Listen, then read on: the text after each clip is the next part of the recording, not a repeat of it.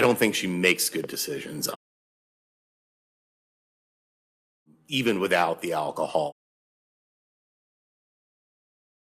I think she has some problems that need to be worked on.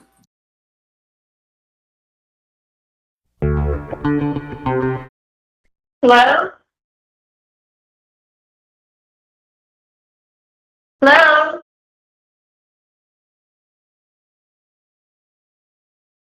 Hi. By now we know that we are never shocked, but always surprised by Sarah Boone somehow. This family court trial was no exception. For anyone who needs a quick recap on what brought us here, Sarah Boone was arrested and charged with second degree you-know-what in February of 2020. She had been divorced since 2018 from her ex-husband, Brian Boone, who she refers to as her former husband because she is very sophisticated and demure, despite the fact that she spent her last years of freedom stumbling around completely blotto and trying to elicit hugs from law enforcement officers after calling 911 under false pretenses. Sarah and her aforementioned former husband, Brian, had a son who was 9 years old at the time of her arrest. It should be noted that prior to her arrest, Sarah Boone only met 30% of her parental obligations, choosing to get drunk and fight instead of being a mother. And keep in mind that 30% of her parental obligations is actually 30% of 50% because she was sharing those responsibilities with her former husband. Sarah meticulously and deliberately destroyed the life of George Torres, who was her boyfriend at the time prior to her incarceration, and she did so by berating him, insulting him, basically torturing him daily. She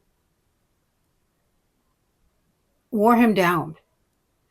She wore down his spirit. This ongoing insidious abuse led to the final crime of hers, which was to batter him and suffocate him in a suitcase while cursing and mocking him. Unfortunately for Sarah Boone, she video and audio recorded this on her phone, providing authorities with a slam dunk evidence-wise, and providing the true crime community with what is arguably the most disturbing video clip in existence on YouTube. Sarah Boone has remained true to her sadistic, malignant, ugly self since her arrest in 2020. She finally went to trial after almost 5 years in October of 2024, after one private attorney and virtually every public defender in her jurisdiction had recused themselves from her case, citing irreconcilable differences and ethical conflicts. She forfeited her right to court-appointed counsel because of her unethical and insufferable and disrespectful behavior, but managed to get a thrown-together motley crew of legal eagles to devote themselves to her case for the month or two that she had left until trial date. Pro bono. But make no mistake, all of the credit goes to Sarah Boone for her December 3rd, 2025 sentence of life without parole. She and she alone is responsible for that. In the meantime, her former husband has been responsible for 100% of the child care. Brian Boone was on scene the day that Sarah Boone claimed to unwittingly find her boyfriend George Torres' dead body in a suitcase because she called him and asked him to come over to her townhome. She chose to call Brian, who lives about 0.07 miles away, before calling 911. And when asked why she didn't call 911, which she didn't until Brian actually arrived and told her for the third or fourth time to call 911, she said, "Because I didn't know what to do and how horrific it was." I've been through this already. This is one situation where it's very clear there's only one option of what to do. So Brian was on scene the day that Sarah claimed to have unwittingly found George Torres's body in the suitcase she recorded herself cursing at, claiming to the 911 operator and everyone who would listen that this was due to a impromptu, laughter-filled game of hide and seek. Brian Boone testified against Sarah Boone in her criminal trial, and during this trial on August 25th, her family trial, he claimed, among other things, and as we heard, that he doesn't think Sarah makes good decisions, even without the alcohol, and that she has some issues that need to be dealt with. Sarah has now had years and available resources to work on herself and her quote-unquote issues, but has chosen not to do so, unless we want to count the faith-based program that she was in briefly until she was kicked out for bullying. When Brian Boone was on the crime scene in February of 2020, he was approached and asked some basic information about his former wife, to which he responded, "She can get violent when she's drunk." That was just his knee-jerk reaction to that question. Needless to say, this whole turn of events required a revisitation of the parental and alimony agreement. Brian explained to the current judge, the Honorable Judge LaShonda Jackson, that he stopped making alimony payments after about 3 years of her sitting in jail because he started to feel that this might last indefinitely and that it might be by her design that this is taking so long. A belief held by pretty much everyone, including Judge Cranick, who eventually gave her a date for her trial, which was not to be moved. Sarah Boone is now sitting in Lowell Correctional Facility for life without parole. And in this family trial the other day, she scolds Brian Boone using his first, middle, and last name at one point, as if performing the parody of a parent, a mother. She is belittling, she is shaming, and she is abhorrent. Sarah had to attend family court telephonically, which she was not happy about. And the first thing we hear her say is, "Hello? Hello?"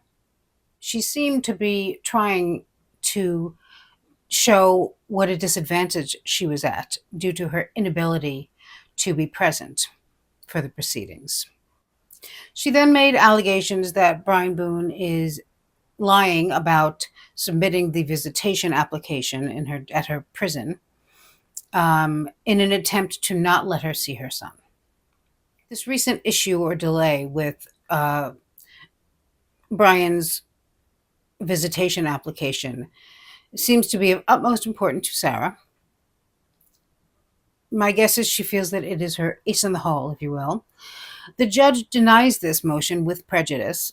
Sarah will go on to mention it again, though, of course, but as a result of the fact that the jail that Sarah was in had no visitations, in-person visitations, and the fact that Sarah was delaying her trial, Sarah did not see her son, has not seen him yet. He was 9 when she was incarcerated. He is now 1 month short of 15. It seems that Sarah Boone was willing to delay her ability to see her son indefinitely in an attempt to prolong being sentenced and or having her alimony and child support payments terminated. This is not an uncommon ruse for Sarah.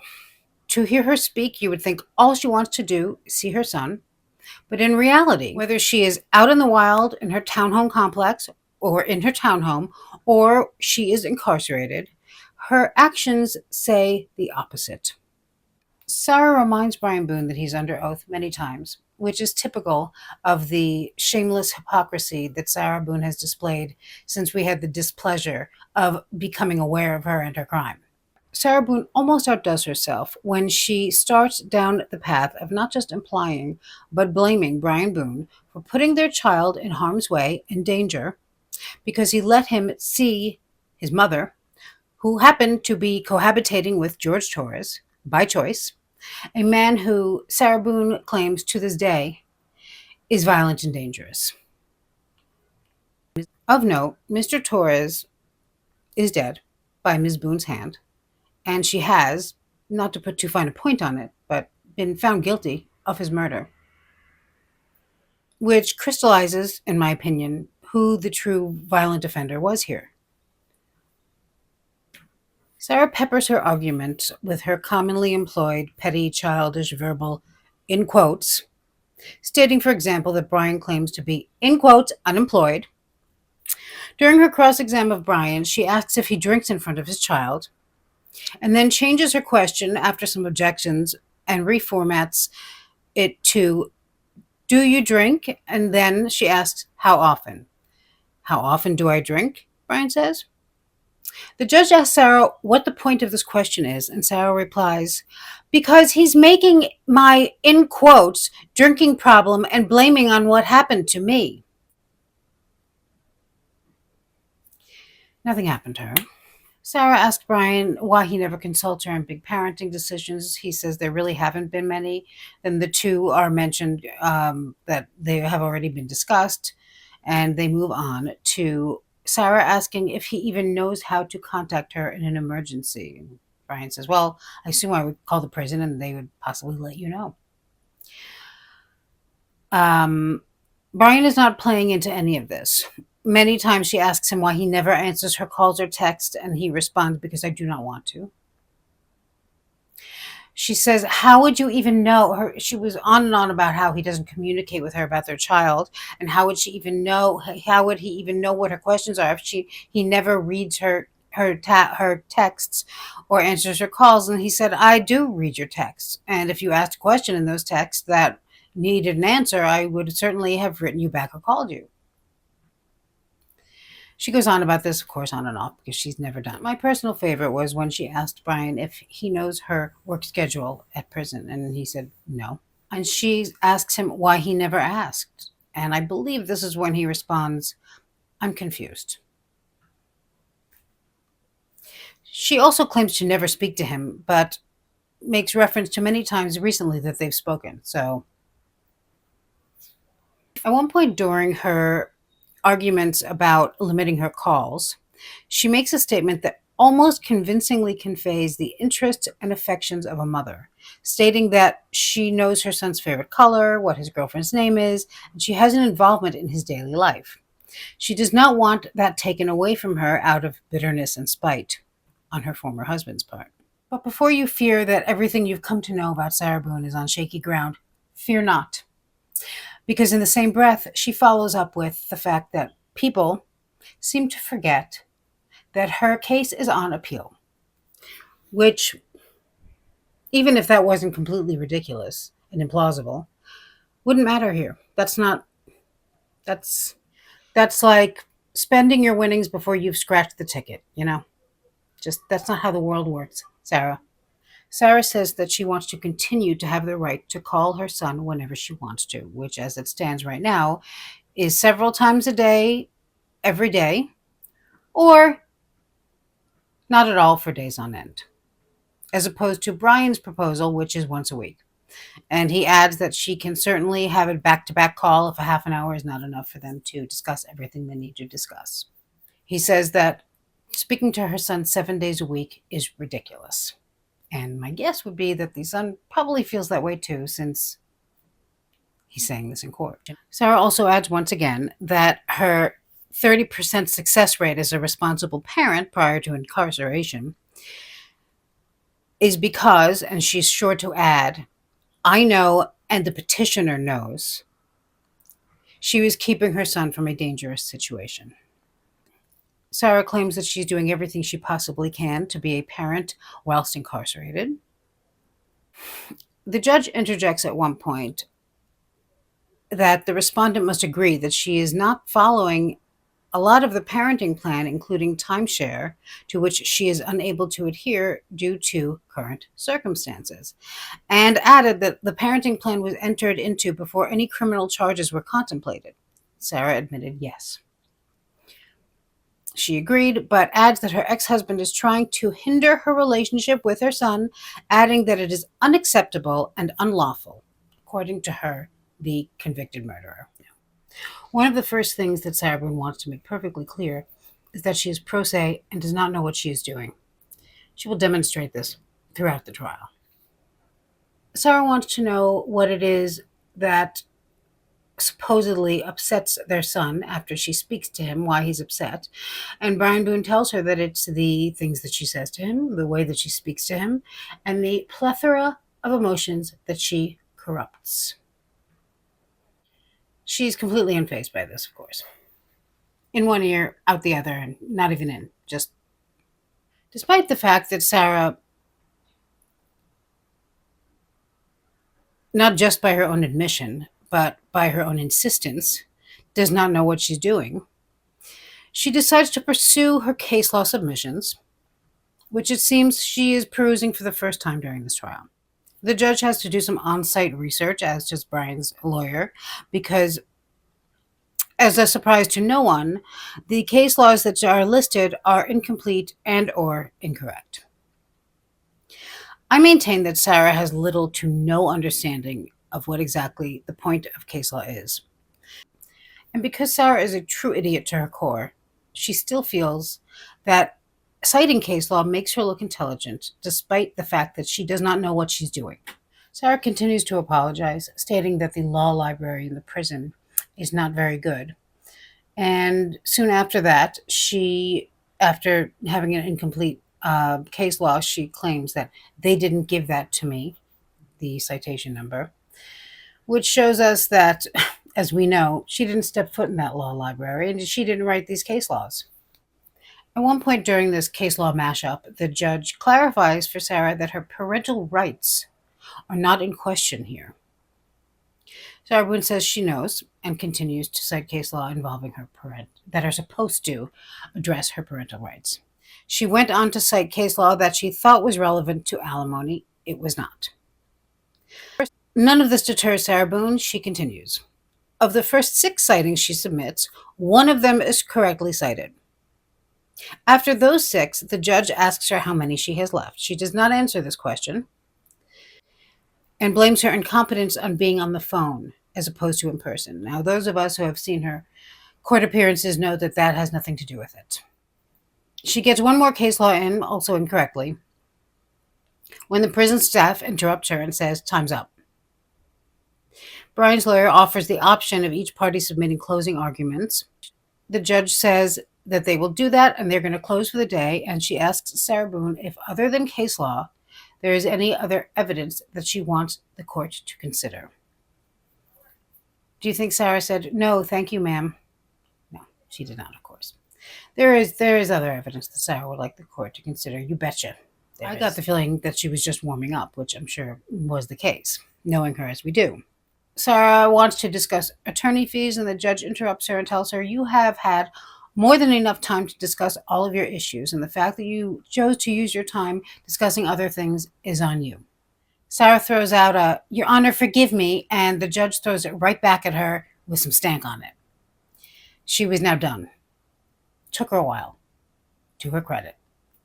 Sarah starts with the evidence that she wants to submit. She says number 10, no number 9, motion for contempt. The judge says again that they are not considering the motion for contempt.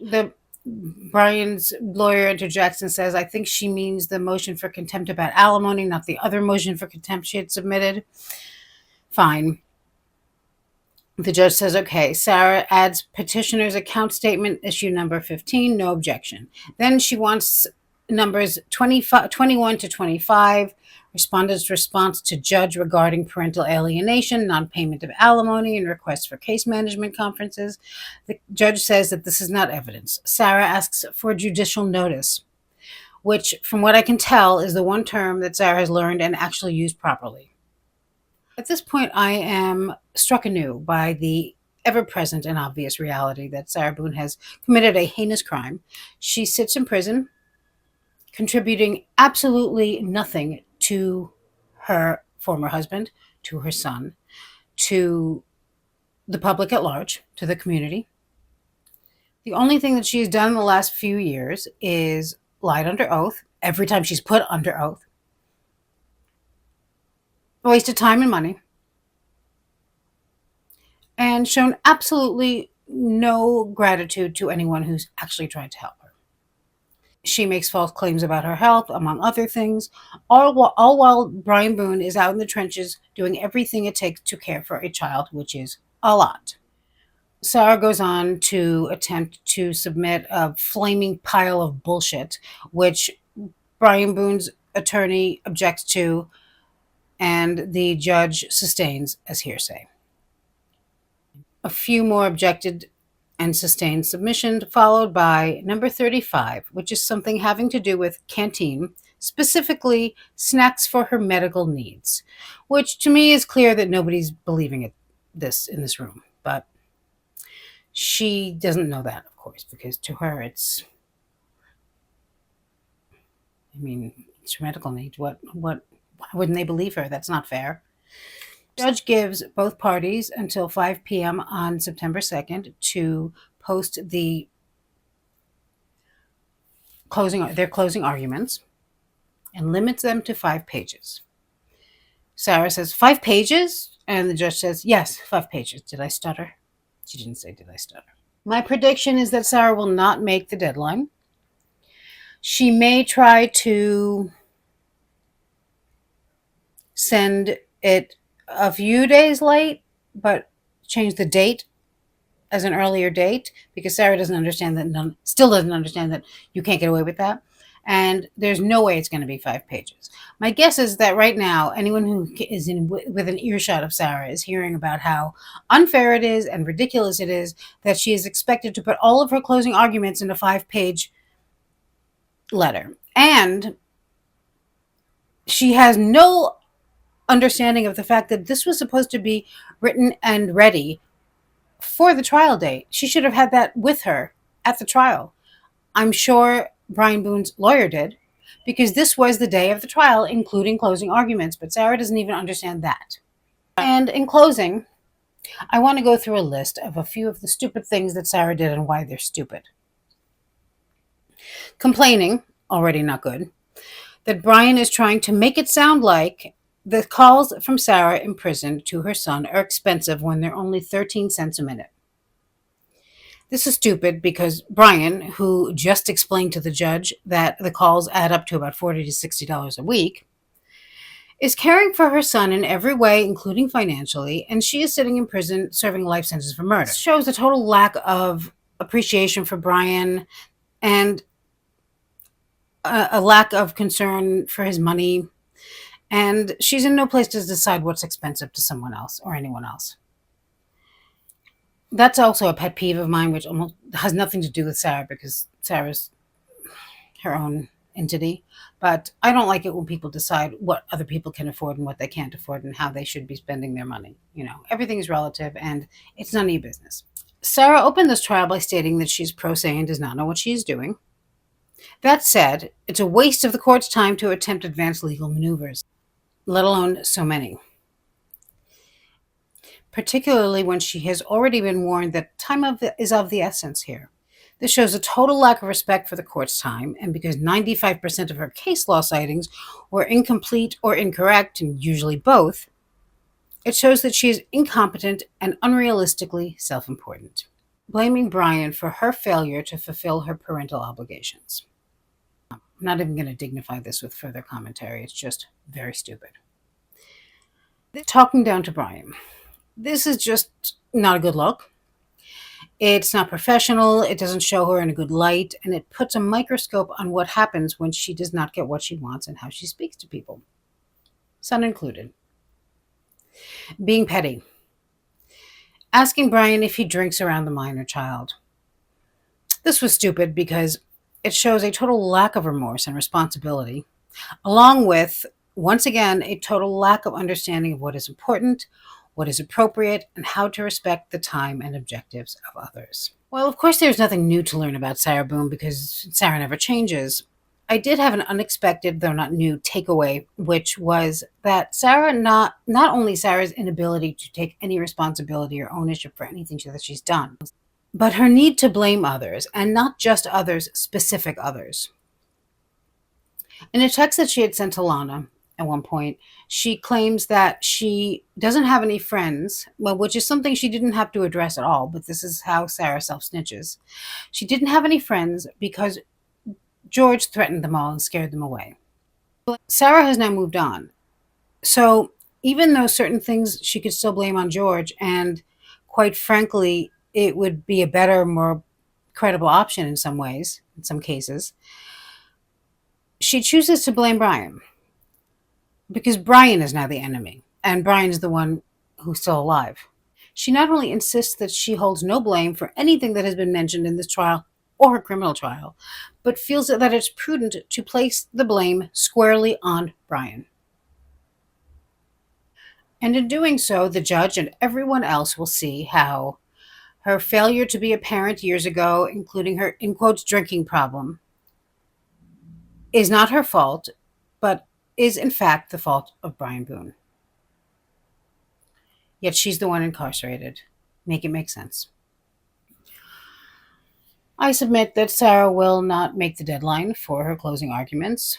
She may try to submit something at some point, but I think that now, from now on, she really is just going to try to appeal to the public at large, because the judges, they're not really, they don't get it, and it's everything is stacked against her. And even though she hates the YouTubers with their bloody keyboard and all the money they're making off of her, that's the public she's basically appealing to. This is just making her feel better. She just, I've always felt that her letters to the judges, although extremely damaging to her, which she doesn't understand, of course, that's basically her diary. That's like her writing in her journal. The more people that see it, the better. Although we have seen what's really more like her journal in her phone. And she was fine with showing people that too. So Sarah just holds no blame for anything.